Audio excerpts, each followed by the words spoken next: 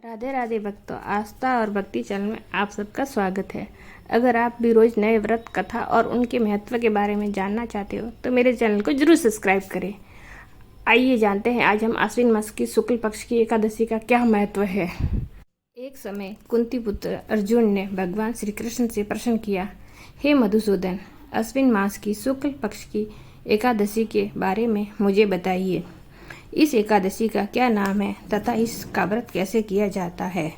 इस व्रत को करने से क्या फल मिलता है? कृपा करके आप ये विस्तार पूर्वक बताइए।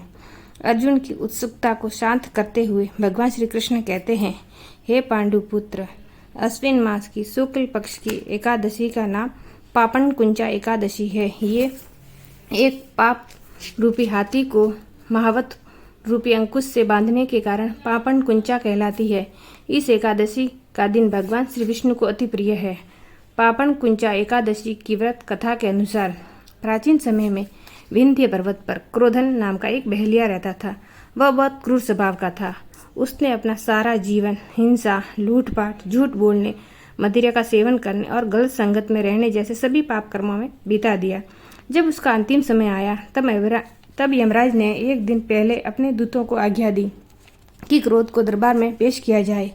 यमराज के दूत एक दिन पहले ही क्रोधन को लेने आ गए और यमदूतों ने उस बहेलिए से कहा, कल तुम्हारे जीवन का अंतिम दिन है, कल हम तुम्हें लेने आएंगे। ये सुनकर वो बहेलिया भयभीत हो गया और ऋषि अंगिरा के आश्रम में पहुंचा। उसने महर्षि अंगिरा के चरणों में गिरकर प्रार्थना की कि हे ऋषिवर, हे मुनिवर, मैंने अपना समस्त जीवन हिंसा, लूटपाट, झूठ बोलने, मदिरा का सेवन करने में तथा गलत संगत में बिता दिया है। कृपा करके आप मुझे ऐसा कोई उपाय बताइए जिससे मेरे समस्त पाप नष्ट हो जाए और मुझे मोक्ष की प्राप्ति हो जाए। इस प्रकार बहेलिया के अनुग्रह करने पर महर्षि अंगिरा ने प्रसन्न होकर उसे आश्विन शुक्ल पक्ष की पापन कुंचा एकादशी का विधि पूर्वक व्रत करने को कहा तथा श्री हरि विष्णु के पूजन का विधान बताया।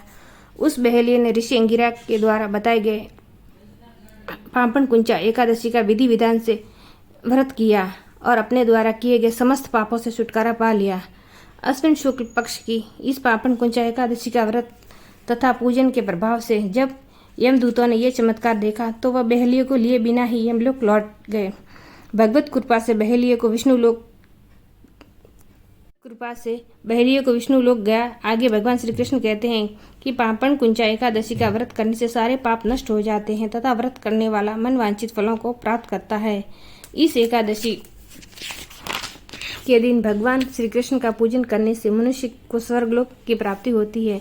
हे अर्जुन, जो फल मनुष्य को कठिन तपस्या करने से प्राप्त होता है वो पापन कुंचा एकादशी के दिन क्षीर सागर में शेष नाग पर शयन कर रहे भगवान श्री विष्णु को स्मरण कर देने से ही प्राप्त हो जाता है। मनुष्य को यमलोक की यातनाएं सहन नहीं करनी पड़ती है।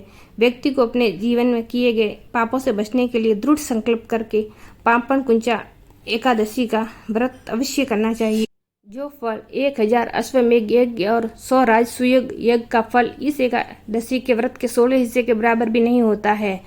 अतः यह व्रत मनुष्य को अपने जीवन में एक बार अवश्य करना चाहिए। जय श्री हरि, जय विष्णु भगवान, जय श्री कृष्ण, राधे राधे।